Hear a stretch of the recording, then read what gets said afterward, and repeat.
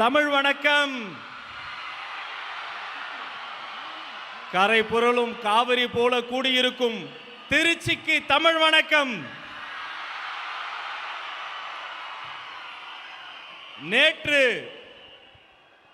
மக்கள் விரும்பும் முதல்வர் வேட்பாளர், இன்று மாண்புமிகு தமிழ்நாடு முதல்வர், குரலற்றவர்களின் குரல், உங்கள் எங்கள் மாண்புமிகு தமிழ்நாடு முதல்வர் அண்ணன் சி. ஜோசப் விஜய் அவர்களை அரங்கம் நிறைந்த கரவொலியோடு வருக வருக என வரவேற்கிறோம்.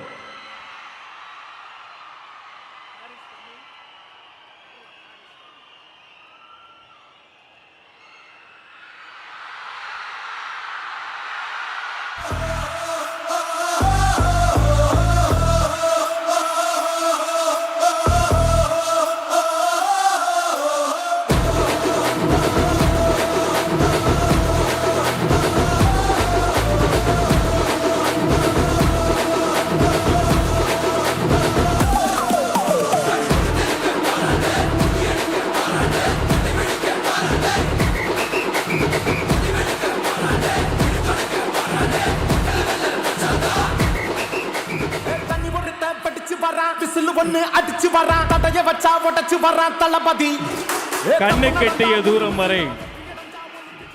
கெட்டிய தூரம் வரை ஒரு கடல், இது முதல்வரின் மீது இருக்கும் மக்களின் பாசக்கடல், அன்பு கடல். உங்கள் அனைவரையும் வணங்கி திருச்சிராப்பள்ளி மாவட்ட மக்கள் சந்திப்பு நிகழ்ச்சியை யாரை வாழ்த்தி தொடங்குவது? நம்ம தமிழ் தாயை வாழ்த்தி தொடங்குவோம். தமிழெங்கள் பேச்சு, தமிழெங்கள் மூச்சு, தமிழெங்கள் உயிர். அனைவரும் எழுந்து நிற்போம். தமிழ் தாய் வாழ்த்தை சேர்ந்து பாடுவோம்.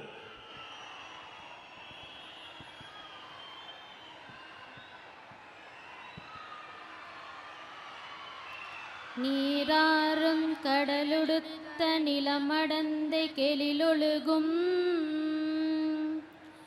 சீராறும் வதனமென திகழ் பரத கண்டமெதில் தெக்கணமும் அதிர் சிறந்த திராவிடனர் திருநாடும் தர்க்க சிறு பிறை நுதலும் தரித்தனரும் திலகமுமே அர்த்திலக வாசனை போல் அனைத்துலகும் இன்பமுற எத்திசையும் புகழ் மணக்க இருந்த பெரும் தமிழனங்கே தமிழனங்கே உன் சீரிலமை திறம் வியந்து செயல் மறந்து வாழ்த்துதுமே வாழ்த்துதுமே வாழ்த்துதுமே. நன்றி. வந்தோரை வரவேற்பது தமிழ் பண்பாடு. நமது கழக கண்மணிகளே, உங்களை வரவேற்க போற்றுதலுக்குரிய பாசத்திற்குரிய பொதுச் செயலாளர், இல்லை மாண்புமிகு அமைச்சர் அண்ணன் என் ஆனந்த் அவர்களை வருக வருக என வரவேற்கிறோம். மதிப்புக்கும் மரியாதைக்குரிய மாண்புமிகு முதலமைச்சர் மற்றும் மாண்புமிகு அமைச்சர் பெருமக்கள், மாண்புமிகு சட்டமன்ற உறுப்பினர்கள், மாவட்ட செயலாளர்கள், அணி தலைவர்கள், பகுதி கிளை தளபதி நெஞ்சில் குடியிருக்கும் தோழர்களே, தாய்மார்களே, உங்கள் அனைவருக்கும் என்னுடைய முதற்கண் வணக்கத்தை தெரிவித்துக் கொள்கிறேன். இங்கு நான் ஒரு அமைச்சராக இங்கே நிற்கிறேன் அப்படின்னு சொன்னால் அது எனக்கோசம் மக்கள் ஓட்டு போடவில்லை. முழுக்க முழுக்க 234 தொகுதியிலும் தலைவர் ஒருவருக்காக மட்டும்தான் வாக்களித்தார்கள். அதற்கு நாங்கள் உண்மையாக இருந்து மக்களுக்கு சேவை செய்வோம் என்பதை இந்த நேரத்தில் தெரிவித்துக் கொள்கிறேன். மாண்புமிகு முதலமைச்சர் சொல்வதெல்லாம் மக்களுக்கு சேவை செய்வது மட்டும்தான் உங்கள் வேலையாக இருக்க வேண்டும், எக்காரணத்தை கொண்டும் தப்பு செய்யக்கூடாதுன்னு சொல்லக்கூடிய ஒரே முதலமைச்சர் நம்மளுடைய தலைவர் தளபதி தான். எப்போதும் சட்டமன்ற உறுப்பினராக இருக்கலாம், அமைச்சராக இருக்கலாம், ஆனால் நான் என்றும் தலைவர் தளபதியுடைய தொண்டனாக கடைசி காலம் வரைக்கும் இருப்பேன் என்று கூறிக்கொண்டு எனக்கு வாய்ப்பு கொடுத்த அனைத்து நல்ல உள்ளங்களுக்கும் நன்றி கூறி விடைபெறுகிறேன். நன்றி, வணக்கம்.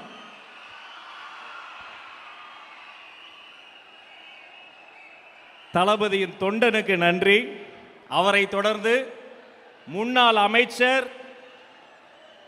மண்ணின் மைந்தர், மதிப்பிற்குரிய வாரிய தலைவர் அண்ணன் கூப்பா கிருஷ்ணன் அவர்களை சிறப்புரை வழங்க அன்போடு அழைக்கிறோம்.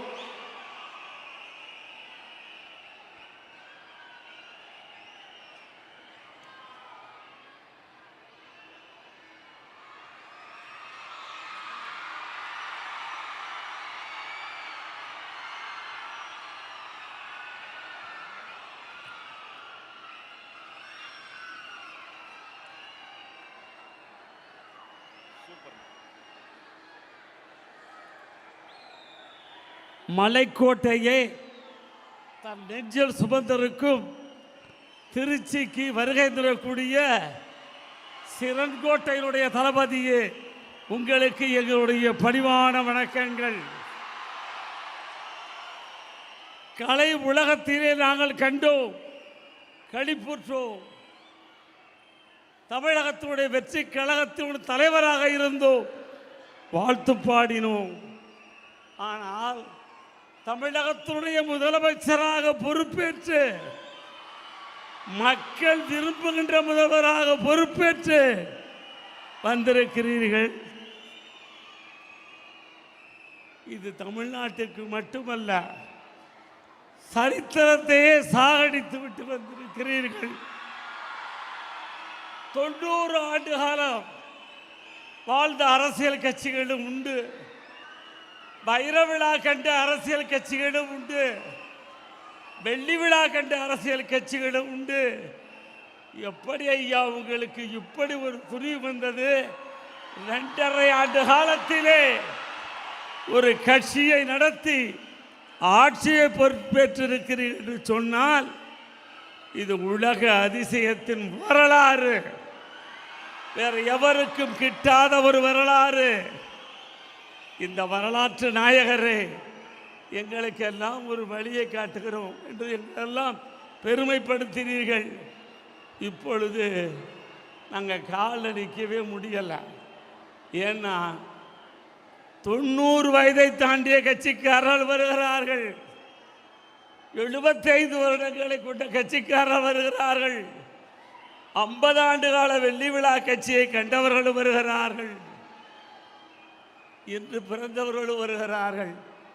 இவ்வளவு எதிரிகளை எல்லாம் நீங்கள் வசப்படுத்தக்கூடிய அந்த கவர்ச்சி உங்களிடத்திலே எப்படி வந்தது? அந்த ஈர்ப்பு எப்படி வந்தது? ஓட்டு போட வருகிறார்கள்.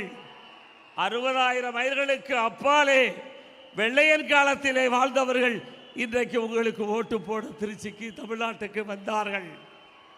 அரபு நாட்டிலே இருந்தவர்கள் வந்தார்கள், ஈழ நாட்டிலே இருந்தவர் வந்து ஓட்டு போட்டார்கள். இப்படிப்பட்ட இந்த கவர்ச்சியை கண்டு நானெல்லாம் உங்களிடத்திலே வந்த பொழுது என்னை என்ன சொன்னார்கள் தெரியுமா? பிழைக்க தெரியாதவன், அரசியல் கட்சியை தேர்வு செய்ய முடியாதவர் என்று சொன்னார்கள்.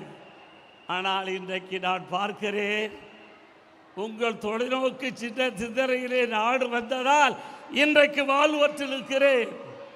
பலர் மதித்து கொண்டிருக்கிறார்கள், எண்ணிக்கொண்டிருக்கிறார்கள், எப்படி ஐயா இந்த கட்சி வந்தது ஆட்சிக்கு என்கிறார்கள்.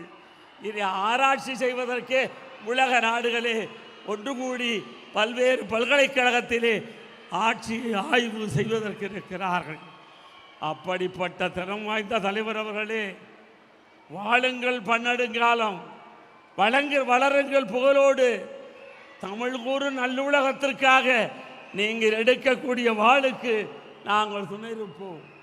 முதல் முறையாக வந்தீர்கள், உங்களுக்கு வாள் கொடுத்தோம். இன்றைக்கு ஆட்சி பொறுப்பேற்று வந்திருக்கிறீர்கள். உங்களுக்கு செங்கோல் தருகிறோம். இந்த செங்கோல் வளையாமல் எங்கள் திருச்சிராப்பள்ளியின் மண்ணிற்கு மகிமை சேர்க்கின்ற வகையிலே வந்திருக்கிறீர்கள். வருக வருக வருக.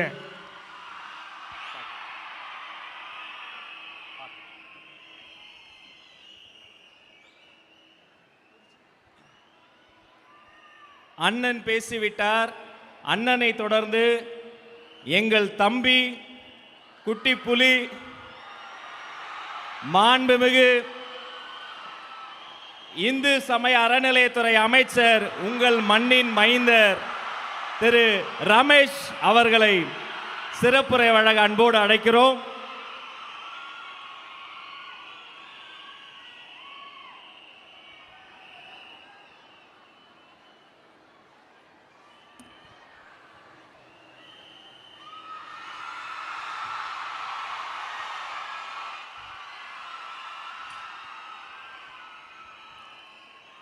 அன்னை தமிழிற்கு முதல் வணக்கம். என் ஆருயிரான தலைவர் தளபதி அவர்களுக்கு உயிர் வணக்கம். பேரன்பிற்குரிய பொதுச் செயலாளர் அண்ணன் என் ஆனந்த் அவர்களுக்கு நன்றி கலந்த வணக்கத்தோடு, இந்த ஒரு நிமிடத்திற்காக என் வாழ்க்கையில் பல வருடங்கள் காத்திருந்தேன். இப்படி அண்ணனை கூப்பிடணும். எப்படி கூப்பிடணும்? மாண்புமிகு தமிழ்நாடு முதலமைச்சர் அண்ணன் தளபதி அவர்களே அப்படின்னு கூப்பிடுற அந்த ஒரு நொடிக்காக பல வருடங்கள் நாம் எல்லாம் தவம் இருந்தோம். அந்த தவம் இன்றைக்கு நிறைவேறி இருக்கிறது. முறை செய்து காப்பாற்றும் மன்னவன் மக்கட்கு இறையென்று வைக்கப்படும்னு ஒரு திருக்குறள் இருக்கு. நீதி நெறி தவறாமல் ஆட்சி நடத்தும் ஆட்சியாளரை மக்கள் தலைவராக இறைவனாக கொண்டாடுவார்கள் அப்படின்ற திருக்குறள் நம்முடைய மாண்புமிகு முதலமைச்சர் அவர்களுக்கு பொருந்தும். இன்றைக்கு இந்த திருச்சியில் அண்ணன் அவர்கள் நன்றி சொல்வதற்காக வந்திருக்கிறாங்க. இதே திருச்சியை தங்களுடைய கோட்டை கோட்டை என்று சொன்னவர்களுக்கெல்லாம் அதை வெறும் மனக்கோட்டை தான் காட்டி அதையும் உடைச்சி இந்த மலைக்கோட்டை மாநகரை தளபதியின் கோட்டையாக இன்றைக்கு நாம் மாற்றி இருக்கிறோம். சாதாரண நபர்கள் எல்லாம் வேட்பாளராக நிற்க வச்சிருக்கிறாரு. சாதாரண குடும்பத்தவர்களை வேட்பாளராக நிற்க வச்சிருக்கிறாரு. இவங்கெல்லாம் நம்மளை எதிர்த்து ஜெயிச்சிட முடியுமா அப்படின்னு பகல் கனவு கண்டுகிட்டு இருந்தாங்க.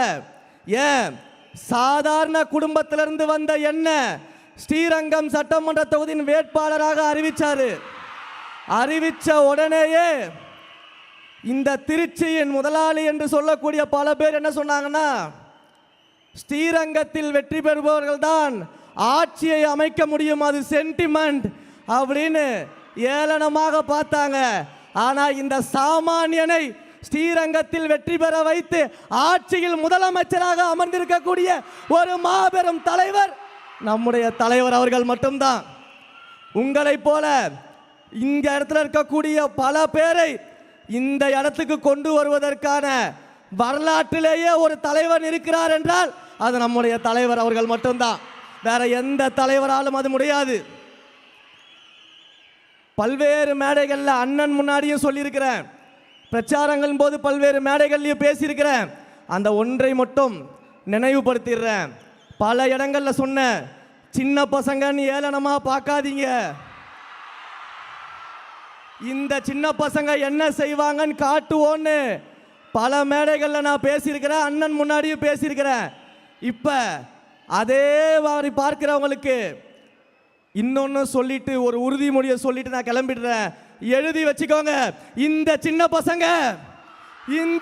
பசங்க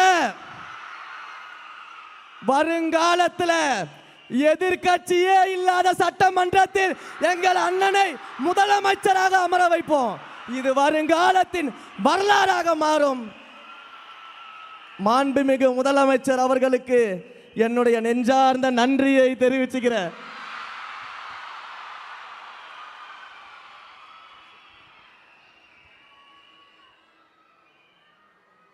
நன்றி.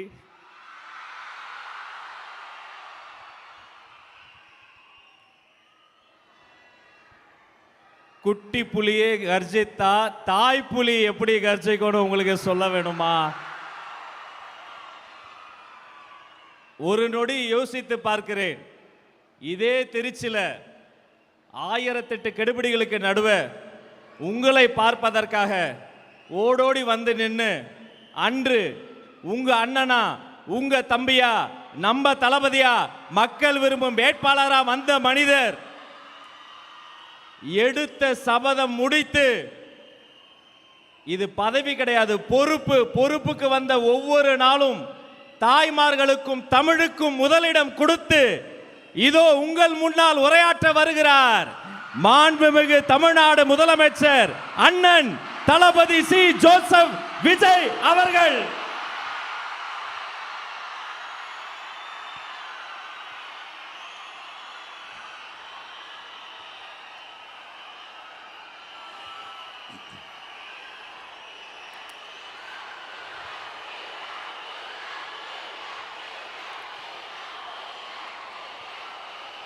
என் நெஞ்சில் குடியிருக்கும்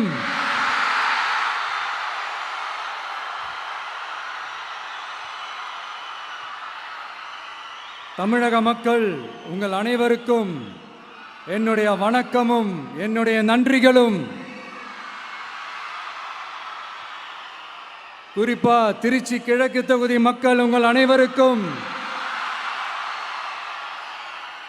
என்னுடைய ஸ்பெஷல் வணக்கமும் ஸ்பெஷல் நன்றிகளும். இதை நான் ஏன் இப்படி சொல்கிறேன்னா, என்னை இப்போ பெரம்பூர் தொகுதி எம்எல்ஏன்னு தான் சொல்லுவாங்க. பட் ஆனால் அது எலெக்ஷன் கமிஷனோட அந்த சட்ட விதிகளுக்கு மட்டும்தான் அப்படி. ஆனால் என்னை பொறுத்த வரைக்கும், தமிழ்நாட்டை பொறுத்த வரைக்கும், தமிழ்நாட்டுக்கு எப்படி திருச்சி ஒரு இதயம் மாதிரியோ, அந்த மாதிரி என்னோட இதயத்துக்கு திருச்சி கிழக்கு தொகுதி மக்களும் ரொம்ப ரொம்ப ரொம்ப க்ளோஸ் தான். அதுல எந்த மாற்றமும் கிடையாது. சரிங்களா?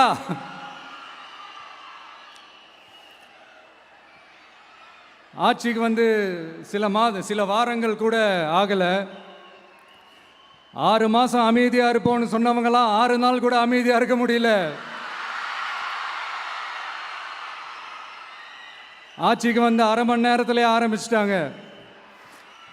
பாவம், ஒரு கல்யாண வீட்டிலலாம் போய் புலம்பிட்டு இருக்காங்க.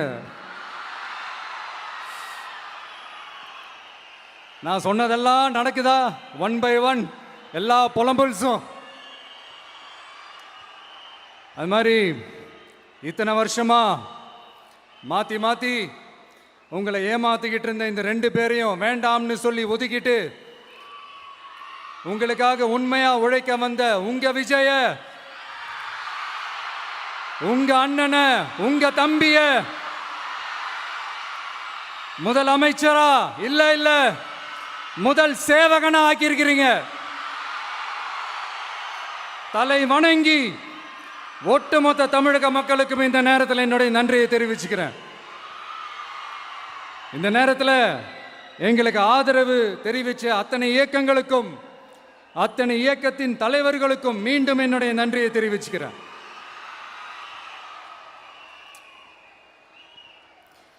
புரட்சி தலைவர் எம்ஜிஆர் அவர்களுடைய முதல் தேர்தலில் கூட இந்த அளவுக்கு ஒரு ஓட் பர்சன்டேஜ் வாங்கலை அப்படின்ட்டு நிறைய பேர் சொன்னாங்க.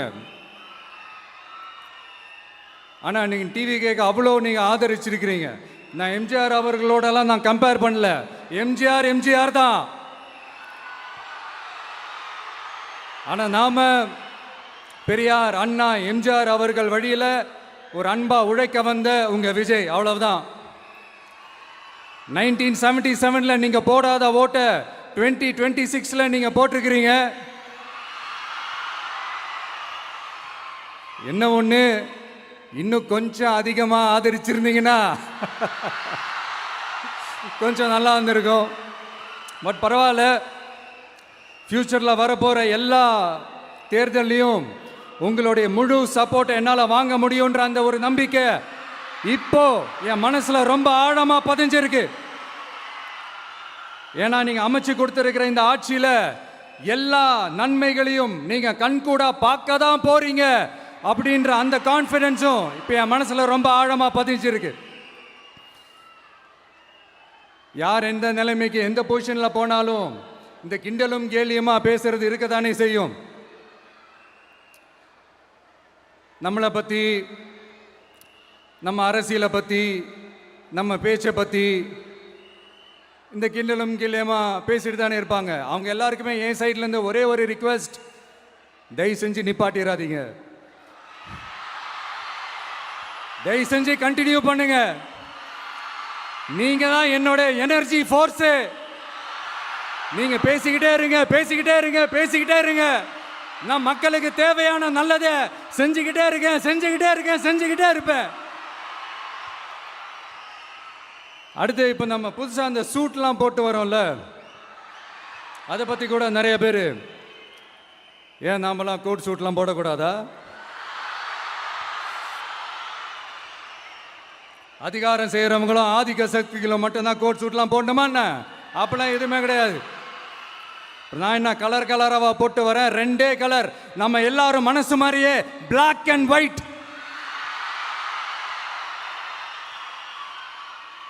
எல்லாத்திலையும் பிளாக் அண்ட் ஒயிட்டா இந்த விஜய் இருப்பான் அப்படின்னு காட்டுறதுக்கு தான் அந்த கலர். அடுத்து அந்த பிளாக் கூட யாரை குறிக்கும் எதை குறிக்கும்ன்றது நான் சொல்லி தான் தெரியணும்னு அவசியம் இல்லை, அது உங்களுக்கே நல்லா தெரியும். எல்லாத்துக்கும் இப்படி வழக்கம் சொல்லிக்கிட்டு நச நசன் பேசுகிற டைப்பும் நம்ம கிடையாது. உங்களுக்கே தெரியும், அதிகபட்சமாக எல்லா மீட்டிங்களும் 20 நிமிஷம்குள்ளே தான் நான் பேசியிருக்கிறேன். அதனால் இப்போ மக்கள் என்கிட்ட என்ன சொல்கிறாங்க அப்படின்னா, இந்தாப்பா விஜய், நீ எங்களுக்காக உழைக்கிறதுக்காக வந்திருக்கிற, அந்த வேலையை மட்டும் பாரு, உன்னை பற்றி பேசுகிறவங்கள நாங்கள் பார்த்துக்கிறோம் அப்படின்னு சொல்லிட்டாங்க. சரி, ஆனது ஆச்சு. இப்போ என்ன, உனக்கு எதிரிகளே இல்லையா அப்படின்லாம் கேட்டால் அப்படிலாம் நான் சொல்ல மாட்டேன். அப்படிலாம் நான் நினைக்கவும் மாட்டேன், அப்படி நினைக்கவும் கூடாது. இப்பவும் சொல்கிறேன், அரசியல் ரீதியாக சொல்கிறேன், 2 பேருக்கு நடுவில் தான் போட்டியே. ஒன்று, இன்னொன்று எஸ், ஒன்று டிவிக்கு, இன்னொன்று டிஎம்கே. இதுக்கு நடுவில் வேற யாருக்கும் எந்த வேலையும் கிடையாது. ஏதாவது இருக்குன்னு சொல்றீங்க? எலெக்ஷனுக்கு முன்னாடியும் அவங்களுக்கு ஒரு வேலையும் இல்லை, இப்போ எலெக்ஷனுக்கு அப்புறம் சுத்தம். ஆனால் இந்த திமுகவும் மற்றும் பலரும் ஒன்றா சேர்ந்துக்கிட்டு இந்த விஜயோட ஆட்சி வந்துடக்கூடாதுன்னு சொல்லி ஒரு கூத்து ஒன்று பண்ணாங்களே, அந்த கடைசி 5 நாள், அடாடாடாடாடா, நமக்கெல்லாம் ஓஹோ இப்படியெல்லாம் கூட நடக்குமோ என்ன கூத்துங்கிறீங்க. ஆனால் ஃபியூச்சர் என்னவா இருக்குன்றதை மட்டும் இப்போ நான் சொல்கிறேன். உங்களுக்காக உண்மையாக உழைக்க வந்த இந்த விஜயா, இல்லை இந்த விஜயோட ஆட்சி அமைஞ்சிடக்கூடாதுன்னு தடுக்க நினைச்ச ஸ்டாலின் சாரா, அவ்வளவுதான்.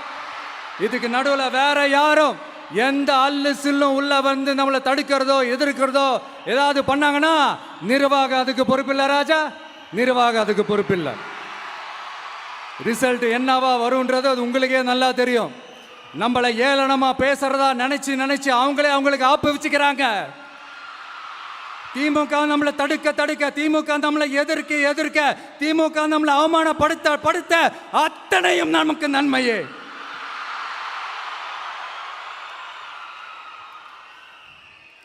ஒன்று கவனிச்சிங்களா மக்களே, நம்ம ஆட்சிக்கு வந்ததுக்கு அப்புறம் ஒரு விஷயம் ஒன்று நடந்துகிட்டு இருக்கு. இது இந்த ஜென்சி தலைமுறையை அட்ராக்ட் பண்ணுறதுக்காக இங்கிலீஷ் தமிழ் கலந்த அறிக்கை, அது சொல்ல வந்த நினைச்சிங்களா? அந்த காமெடியெல்லாம் கிடையாது. அடுத்து இந்த ரியாலிட்டியை மறந்துட்டு இந்த ரீல்ஸ் போடுறது, அது சொல்ல வந்தீங்களா? அந்த காமெடியும் கிடையாது. இது சீரியஸாக ஒரு விஷயம் நடந்துக்கிட்டு இருக்கு. முன்னெல்லாம் சட்டசபையில் யார் பேசுனா நமக்கு என்ன, யார் அடிச்சுக்கிட்டா நமக்கு என்னன்னு இருந்த கூட்டம்லாம் இப்போ சட்டசபையில் என்ன நடக்குது, என்ன பேசிக்கிறாங்கன்றது ரொம்ப உன்னிப்பாக கவனிக்கிறாங்க. கவனிச்சிங்களா? திமுக ஸ்டைல்லையே சொல்லணும்னா ரீல்ஸ் போட்ட கூட்டம்லாம் இப்போ நியூஸ் பார்த்துக்கிட்டு இருக்கிறாங்க. அதில் நமக்கு சந்தோஷம்தான், பெருமை தான்.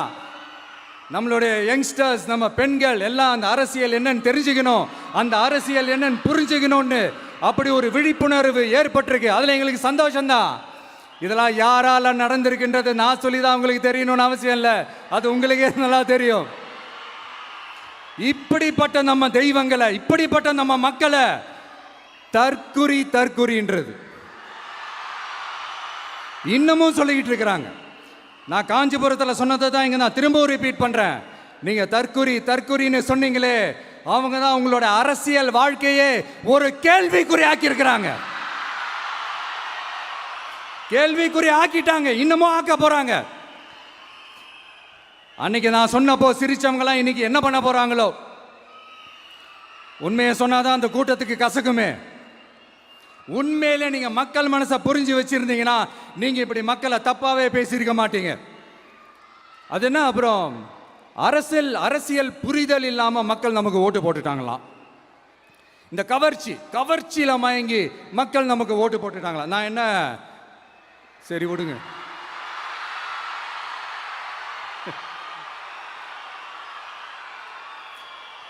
மக்கள் அவங்களுக்கு ஓட்டு போட்டா அந்த மக்கள் நல்லவங்களாம், அதே மக்கள் நமக்கு ஓட்டு போட்டா அந்த மக்கள் கெட்டவங்களா, தற்குறியா. இதே மக்கள் தான் இத்தனை வருஷமா உங்களுக்கு ஓட்டு போட்டுட்டு இருந்தாங்க. உங்களுக்கு மட்டும் என்ன, வேற ஏதாவது பிளானட்ல இருந்து குதிச்சு ஓட்டு போட்டு போனாங்களா? தற்குறியாமா, தற்குறி நல்லா வருது, வேணான்னு பாக்குறேன். எங்க அண்ணன் விஜயகாந்த் அண்ணன் சொல்ற மாதிரி,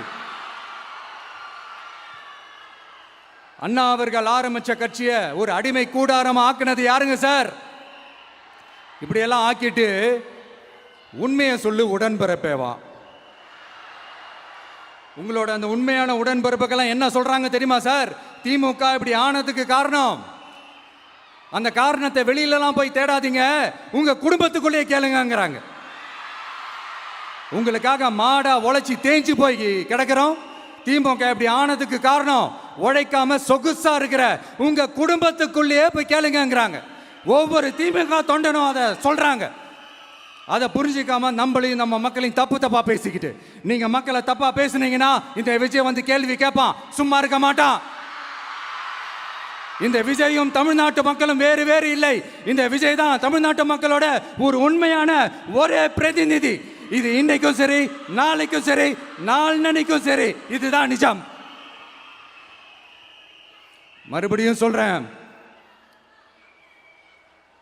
நமக்கும் மக்களுக்கும் இடையே இருக்கிற இந்த பூர்வ ஜென்ம பந்தத்தை, அந்த உறவை ஏதோ இந்த சதிகள் சூழ்ச்சிகள் பண்ணி யாராலையும் எதுவும் கெடுக்கவே முடியாது. கெடுக்க ட்ரை பண்ணீங்க நம்ம ஆட்சிக்கெல்லாம் வரதுக்கு முன்னாடி. என்ன சதிகள், என்ன சூழ்ச்சிகள், என்னென்னலாம் பண்ணி எப்படியெல்லாம் தடுத்துடலான்னு. ஆனால் இப்போ ஆட்சிக்கு வந்த இந்த சாமானிய மக்கள் ஆட்சியை நீங்கள் இந்த எதிர்கட்சியாக இருக்கும் போது ஒன்று யூஸ் பண்ணுவீங்களே, இந்த பழைய டெக்னிக்கு, அதெல்லாம் யூஸ் பண்ணி நம்மளையும் மக்களையும் பிரிச்சிடலாம்னு நினச்சிங்கன்னா அது ஒரு காலம் நடக்காது.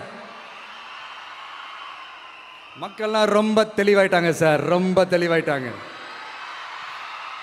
அதனால ஒரு ஆக்கப்பூர்வமான ஒரு எதிர்கட்சியாக செயல்பட்டு மக்கள் மனசை வெல்ல பாருங்க.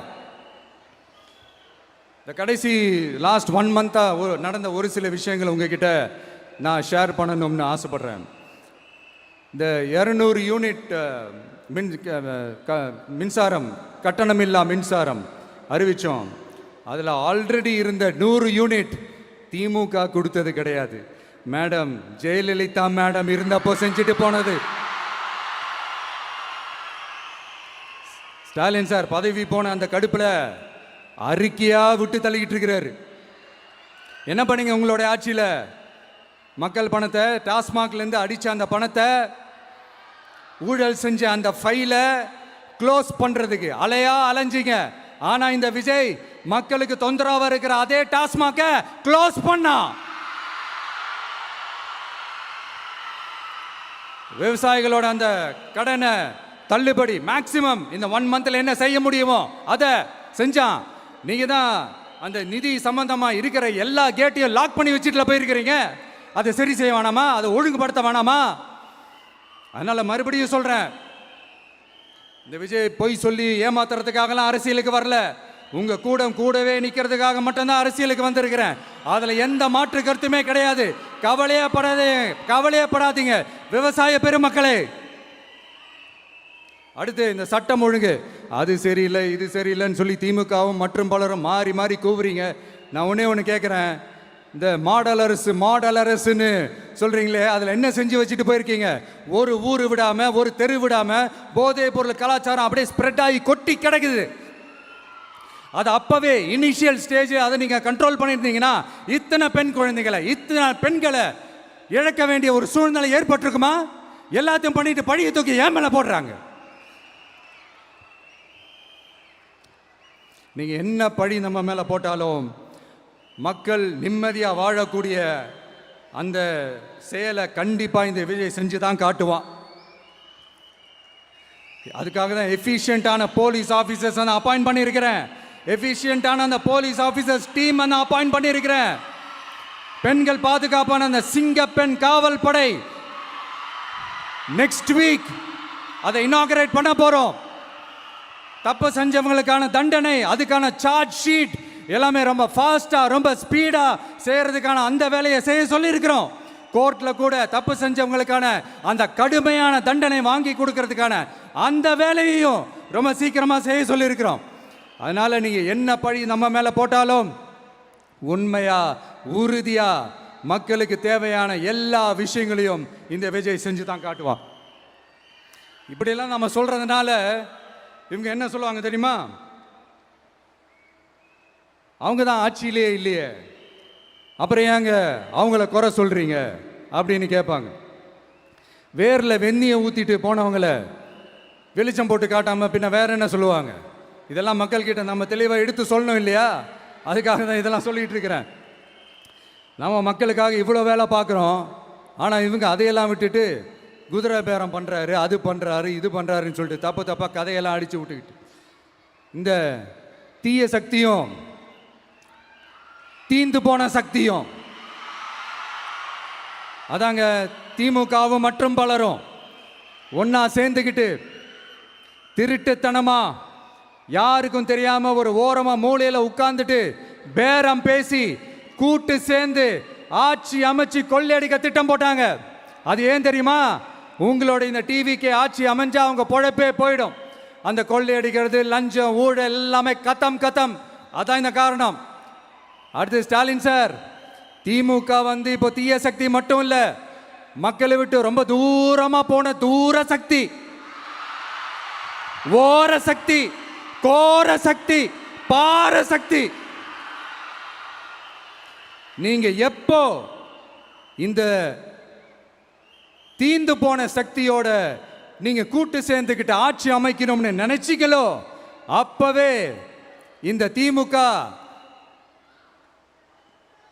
தூர்ந்து போன சக்தியாகவும் ஆயிடுச்சு. நீங்களாம் நம்மளை பத்தி அவதூறு பேசலாமா சார்? இது நியாயமா? மக்களை இவ்வளவு பெரிய மக்கள் சக்தி நம்மளோடு இருக்கும் போது நமக்கு எதுக்கு வேற அரசியல்? எலெக்ஷன்ல 50-60 வருஷமா இருந்த சாதிய உடைச்சிருக்கிறோம், மதத்தை உடைச்சிருக்கிறோம், காசு கொடுத்து ஓட்டு வாங்கறத உடைச்சிருக்கிறோம். நாம எது செஞ்சாலும் கான்ஸ்டிடியூஷன்ல தான் செய்வோம். நாம சிங்கிள் மெஜாரிட்டி வாங்கி இருந்தாலும் நம்மளை நம்பி முறையா கூட்டணியில கட்சியில ஆதரிக்க வர்றவங்களை அரவணைச்சு தான் இருப்போம். நான் இப்பவும் மீண்டும் டிக்ளேர் பண்றேன், டிவிகே ஆட்சி எந்த பாகுபாடும் இல்லாம எல்லாருக்குமான ஒரு ஆட்சியா தான் இருக்கும். அதுல எந்த மாற்றமும் கிடையாது. ஸ்டாலின் சார் மாதிரி ஊசலாட்டம் இருக்கவே இருக்காது. மதச்சார்பற்ற கொள்கையில சமரசமே இல்லை. மாநில உரிமைகள்ல விட்டு கொடுக்கவே மாட்டோம். நதி நீர் உரிமைகளை விட்டு கொடுக்கவே மாட்டோம். சமூக நீதி, சம நீதிய, சமத்துவ நீதிய ஒரு நாளும் விட்டு கொடுக்கவே மாட்டோம். அதனால திருச்சி கிழக்கு தொகுதி மக்களே, தமிழ்நாட்டில் இருக்கிற 234 தொகுதியும் நம்ம தொகுதி தான். அதுல எந்த கட்சி ஜெயிச்சிருந்தாலும் அது நம்ம தொகுதி தான். பெரம்பூரா இருக்கட்டும், திருச்சி கிழக்கா இருக்கட்டும், எனக்கு 2 கண்கள் மாதிரி. அதுலயும் திருச்சி கிழக்கு என் செல்லப்புள்ள மாதிரி. அதனால வரப்போற இடைத்தேர்தல்ல உங்க வீட்டில் இருக்கிற ஒருத்தரை உங்கள ஒருத்தரை தான் வேட்பாளரா நிக்க வைக்க போறோம். நீங்க எப்படி இந்த விஜய்க்கு ஆதரவு கொடுத்து ஓட்டு போட்டு ஜெயிக்க வச்சீங்களோ அதே மாதிரி வரப்போற இடைத்தேர்தல்ல உங்களுடைய அந்த வேட்பாளரையும் ஜெயிக்க வைப்பீங்கன்ற அந்த ஒரு நம்பிக்கை நான் முழுமையாக தான் நம்புறேன். உங்களுக்காக உழைக்க வந்திருக்கிறேன். உங்களுக்காக எல்லா விஷயத்தையும் நான் பார்த்து பார்த்து செய்வேன். ஊழல் இல்லாத, லஞ்சம் இல்லாத ஒரு ஆட்சியை நான் கொடுப்பேன். I understand. ஒரே நாள் அது நடக்காததான், ஒரு மேஜிக் இல்லை. பட் ஒரு நாள் அதை நான் நடக்க வைப்பேன். எனக்கு இப்போ வேற எந்த வேலையும் இல்லை உங்களுக்காக உழைக்கிறத தவிர. என் கடன் இனி என் மக்களுக்கு பணி செய்து கிடைப்பதே. மீண்டும் என்னை ஜெயிக்க வச்ச தமிழக மக்களுக்கும் திருச்சி கிழக்கு தொகுதி மக்களுக்கும் மீண்டும் என்னுடைய நன்றியை தெரிவிச்சுக்கிட்டு கான்ஃபிடென்ட்டா இருங்க. நல்லதே நடக்கும். வெற்றி நிச்சயம். மீண்டும் சந்திக்கும் வரை நன்றி, வணக்கம்.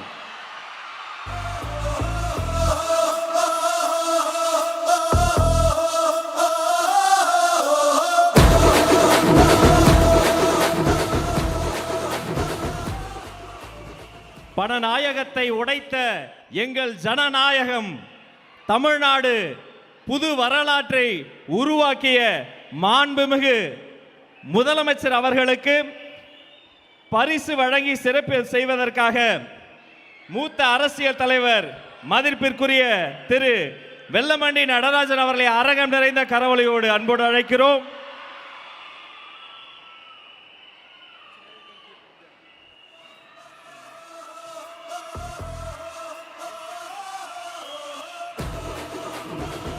அவரோடு சேர்த்து திருச்சி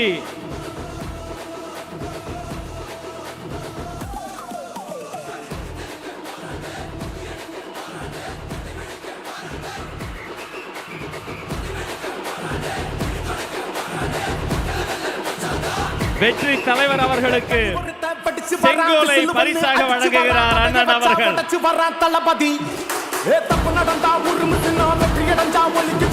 அவரை தொடர்ந்து ஸ்ரீரங்கம் சட்டமன்ற உறுப்பினரும் மாண்புமிகு அமைச்சருமான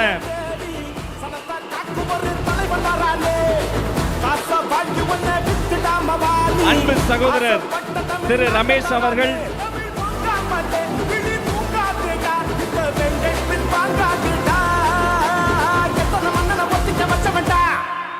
நான் தன்னந்தனியாளு நீயால நம்ம பாரு கொஞ்சம் நவுந்தேன்னா இங்க 8 கோடி பேரு. மலைக்கோட்டை மாநகரும் ஸ்ரீரங்கத்து கோபுரமும் ஒன்றாக காட்சி தரும் அந்த ஓவியத்தை பரிசாக வழங்குகிறார்.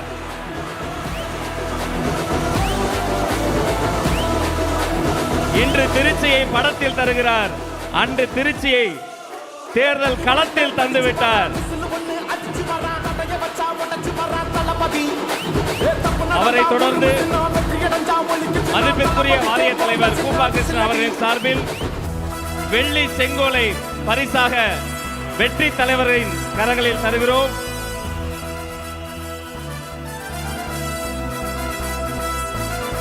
நம்மிடமிருந்து விடைபெறுகிறார் மாண்புமிகு தமிழ்நாடு முதலமைச்சர் அண்ணன் C. Joseph Vijay. Thank you so much sir. நன்றி.